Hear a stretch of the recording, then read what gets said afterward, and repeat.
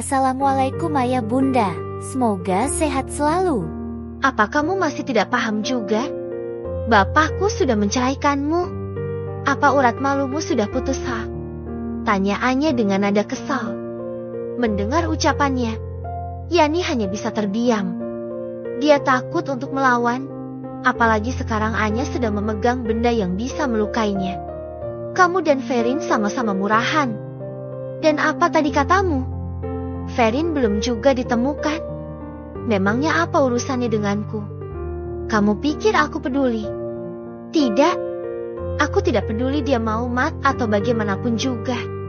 Ucap Anya dengan tegas. Dulu dia sangat menyayangi Ferin seperti adik kandungnya sendiri. Tapi sekarang, dia benar-benar membenci wanita yang sudah merebut suaminya itu. Anya, aku tahu pasti kamu sangat marah pada anakku. Tapi apa kamu tidak kasihan padanya? Kamu sangat menyayangi Ferin kan? Ya memang, dia sudah menyakiti perasaanmu. Tapi apa rasa kemanusiaanmu sudah hilang? Aku tahu kamu adalah orang yang sangat baik. Ucap Yani dengan memasang wajah yang sendu. Bukannya luluh, Anya malah tertawa pelan mendengar ucapan Yani. Dia menganggap ucapannya itu hanya lelucon saja. Aku tidak peduli dengan apa yang kamu katakan. Aku sudah muak padamu. Dari dulu kamu dan Ferin selalu membuat bapakku kesusahan. Dan sekarang, aku minta padamu. Jangan pernah mengusik kehidupan kami lagi. Ucap Anya menegaskan. Yani berusaha menahan amarahnya. Sebisa mungkin dia harus bisa membujuk Anya. Kamu tahu sendiri kan Anya, aku sudah tidak punya siapa-siapa lagi. Aku hanya punya Ferin, yang kini entah di mana keberadaannya. Aku benar-benar bingung sekarang. Ucap Yani sambil meneteskan air matanya. Anya menarik napas kasar. Kini kesabarannya sudah mulai habis. Dia benar-benar sudah murka pada Yani. Sekarang kamu pergi dari rumahku. Jangan pernah kamu berani datang ke sini lagi. Anya bicara sambil menyeret tangan Yani dan akan membawanya keluar dari rumah. Anya sakit. Apa kamu tidak punya hati nurani sama sekali? Ucap Yani sambil merintih kesakitan. Anya tidak peduli dengan hal itu. Dia tetap menyeret Yani. Sesampainya, Anya langsung membuka pintu dan mendorong tubuh Yani sampai dia tersungkur keluar rumah. Alah sakit. Runtuh Yani. Pergi kamu dari rumahku. Dasar wanita tidak tahu malu. Kamu dan anakmu memang sudah tidak waras. Awas ya. Jangan sampai kamu berani menginjakkan kaki lagi di rumahku. Ucap Anya dengan penuh amarah. Lalu dia kembali masuk ke dalam dan menutup pintunya dengan kencang. Sontak saja hal itu membuat Yani terkejut. Namun dia tidak bisa berbuat apa-apa. Sialan memang si Anya. Ternyata dia benar-benar marah padaku. Apa yang harus kulakukan sekarang? Aku harus tidur di mana? Mana uang sudah habis? Lagian si Ferin kemana sih? Kenapa dia tidak mengabariku? Gumam Yani kesal. Dia berdiri dan mulai melangkahkan kakinya. Yani terpaksa harus pergi dari rumah Anya. Padahal sekarang dia sudah tidak mempunyai uang sama sekali. Dia bingung harus tidur di mana malam ini. Jika aku bertemu dengan Ferin, lihat saja. Akan ku beri dia pelajaran. Dia juga sangat menyebalkan. Kenapa dia pergi begitu saja tanpa mengabariku? Sialan memang. Gumam Yani sambil mengepalkan tangannya. Dia berjalan menelusuri jalan dan akan mencari tempat untuk tidur. Di tempat lain, kini Zaki sedang berada di salah satu kontrakan yang cukup jauh dari rumahnya. Karena malu pada keluarganya, dengan terpaksa Zaki pergi dari rumah orang tuanya. Coba saja aku tidak menyakiti Anya saat itu. Kenapa aku sangat bodoh? Aku malah memilih wanita yang tidak tahu diri seperti Ferin. Aku benar-benar muak padanya. Ucap Zaki memaki dirinya sendiri. Malam ini Zaki masih terjaga. Entah kenapa dia terus memikirkan Anya dan menyesali semua yang sudah dia perbuat. Sainganku adalah Paraka. Mana bisa aku menang melawannya? Pak Raka mempunyai segalanya. Aku pasti kalah. Belum apa-apa saja, dia sudah memecatku, ucap Zaki. Kini dia baru sadar, jika Raka bukanlah saingannya. Raka mempunyai segalanya. Dia bisa membuat Anya mendapatkan apapun yang dia inginkan. Sedangkan Zaki, sekarang saja dia sudah menjadi pengangguran akibat kebodohannya sendiri. Apa Anya benar-benar mencintai Pak Raka? Atau dia hanya menipuku saja? Sejak kapan mereka bisa saling mengenal satu sama lain? Kenapa bisa pas begini?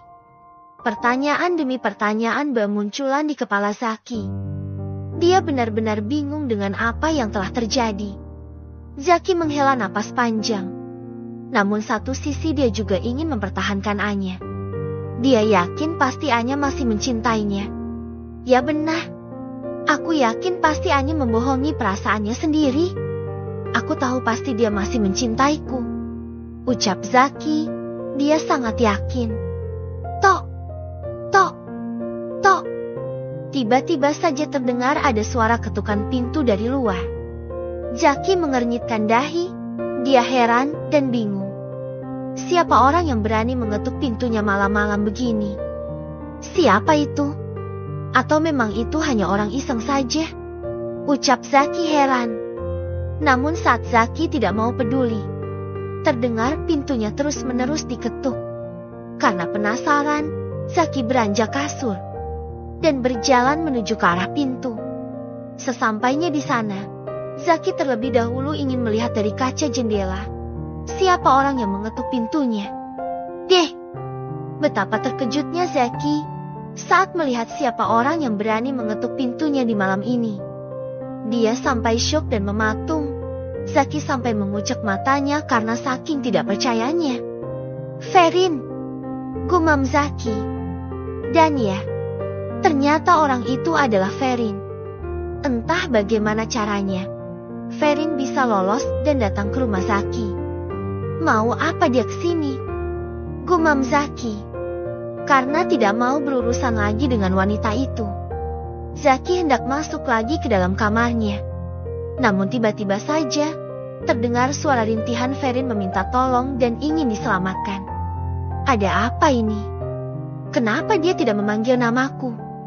Atau memang dia tidak tahu jika aku ada di sini? Ucap Zaki merasa kebingungan. Tolong. Siapapun tolong aku. Terdengar suara rintihan Ferin lagi. Entah kenapa Zaki merasa tersentuh dan tidak tega mendengarnya. Apa yang harus aku lakukan sekarang? Apa yang terjadi dengan Ferin? Kenapa keadaannya sangat berantakan? Jika aku membuka pintu untuknya, apa dia tidak akan berani macam-macam? Ucap Zaki. Dia benar-benar bingung. Dadanya mulai memburu. Satu sisi dia begitu iba pada Ferin. Tapi satu sisi lagi, dia tidak mau berurusan lagi dengan wanita itu. Namun sesaat dia memikirkan keadaan Ferin yang memprihatinkan, mau bagaimanapun juga, dia tidak tega jika harus membiarkan Ferin sendirian di luar sana dengan keadaan yang berantakan.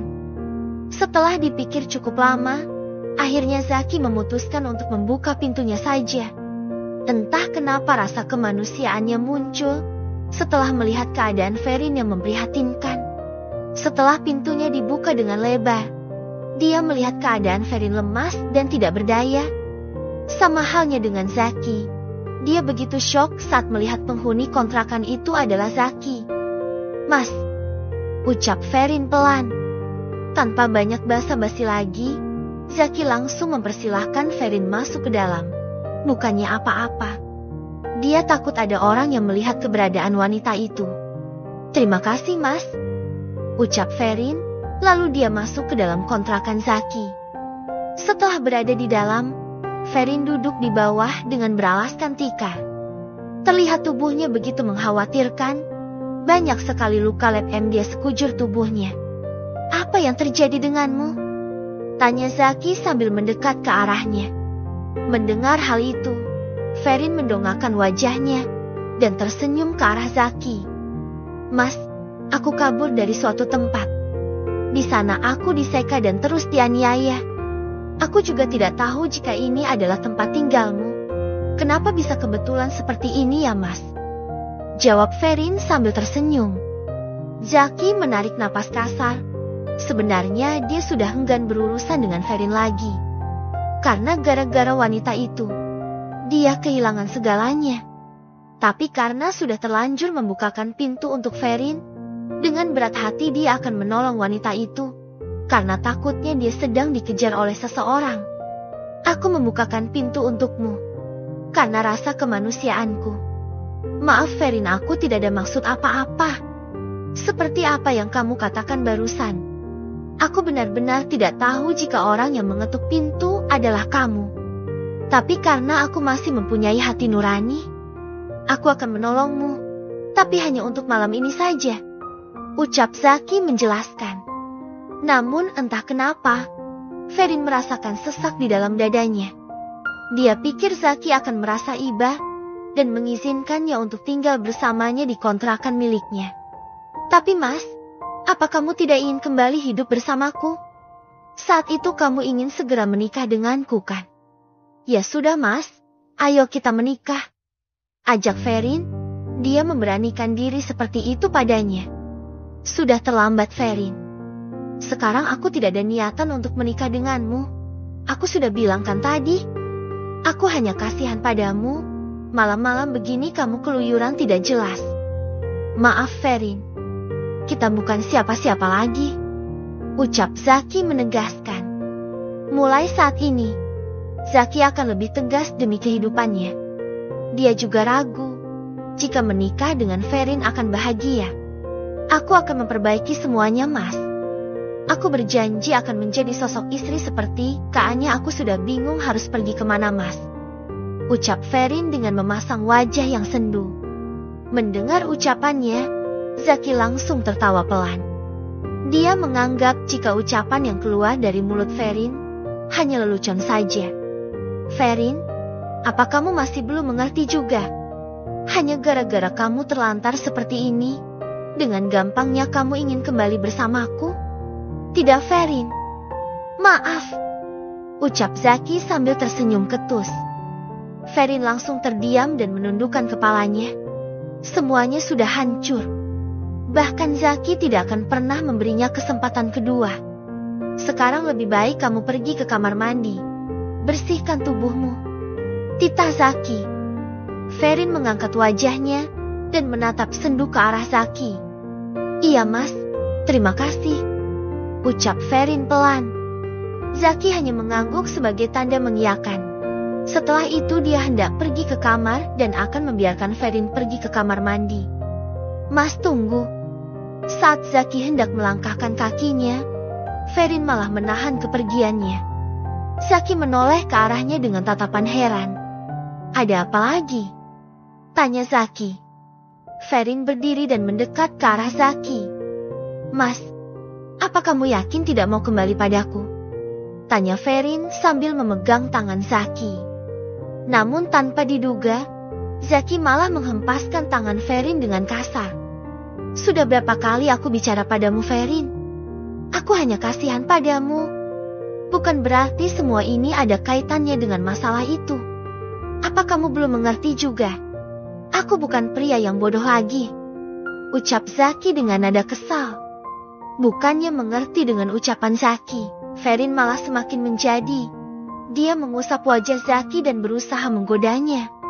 Apa kamu tidak merindukanku mas? Aku bisa memuaskanmu malam ini. Sampai kamu lemas. Ucap Ferin menggodanya. Zaki yang muak. Dia menarik tangan Ferin dan akan membawanya keluar dari kontrakan. Mas, lepaskan aku. Kenapa kamu kasar begini? Ucap Ferin heran. Zaki melepaskan genggaman tangannya dan menatap tajam ke arah Ferin. Kamu bukan wanita baik-baik Ferin. Sudah berapa kali aku bilang, jika aku tidak mau kembali padamu. Dasar tidak malu. Apa kelakuanmu seperti ini juga pada yang lain? Zaki bicara dengan nada kesal. Tidak mas, aku hanya berani padamu saja. Aku tidak pernah menggoda pria lain. Ucap Ferin berbohong. Zaki langsung tertawa saat mendengar ucapan Ferin. Padahal dia sudah merebut beberapa pria yang sudah beristri. Dasar bodoh. Kamu pikir aku ini bisa ditipu? Tidak, Ferin. Sekarang aku mulai sadar bahwa kamu memang bukan wanita yang baik. Bahkan kamu berhubungan dengan kakak iparku. Apa kamu lupa dengan Kak Adit? Suami kakakku. Dengan entengnya kamu bicara seperti itu sekarang. Apa urat malumu sudah putus, ha? Ucap Zaki dengan penuh amarah. Dia meluapkan kekesalannya. Apalagi setelah mengingat Mia. Zaki langsung murka pada wanita yang sedang berada di hadapannya saat ini. Aku hilaf, Mas. Kak Adit yang memulai semuanya, bukan aku. Kenapa kamu tidak percaya dengan ucapanku? Ucap Ferin sambil meneteskan air matanya.